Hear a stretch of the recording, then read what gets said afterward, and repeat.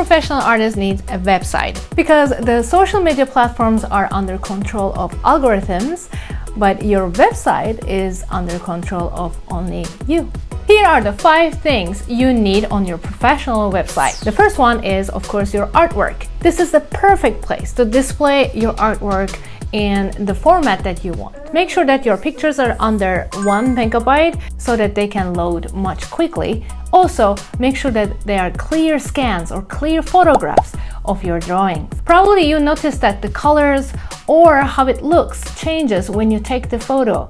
This is why I highly recommend you to take the photos in the daylight. If you don't have the shopping feature in your website, don't worry. You can always open your store somewhere else like Shopify, Etsy, and then attach those product links on those photos that you upload.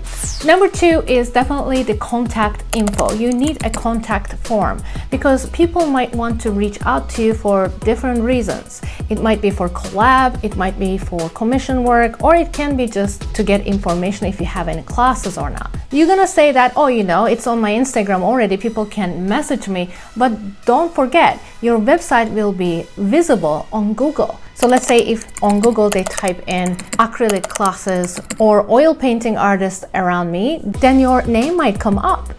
And these people might have questions for you too.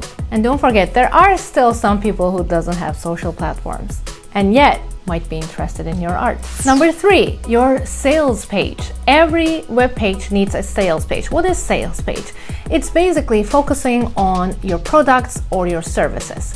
Once people click on there, if you're, for example, teaching an online course, they can get information about that online course right there, and you will have some buttons to direct them to the checkout page. Maybe you're doing some workshops and you need some registrations. If you want to add that on your sales page and you direct them with a button to your registration form, then that's called a sales page. Your sales page needs to include the reviews from your previous customers as well. This is crucially important. If you're not working customer based, then when you sell your artwork, what was the reaction? Or when you have a deal with the gallery, what was your experience like? But also, you can turn your artwork display page into a sales page as well. You can just merge these two together.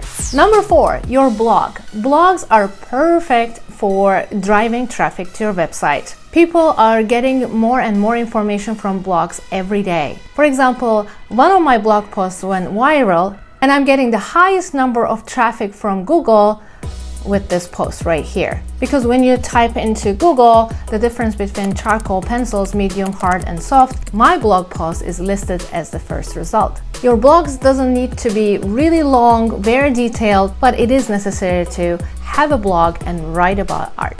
And number 5, about me page. You want to make some connection with your audience. You want to tell them who you are and why you do this job. It might be hard to explain every story behind your every painting, but you know your story and you can share yours, and suddenly it becomes theirs.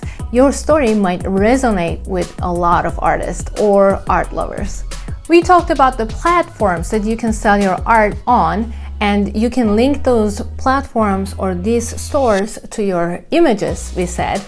But what are those platforms? If you are not selling your art on a platform yet, you should do it today. If you want to get more ideas about which platforms are the best for you, then you should definitely watch this video.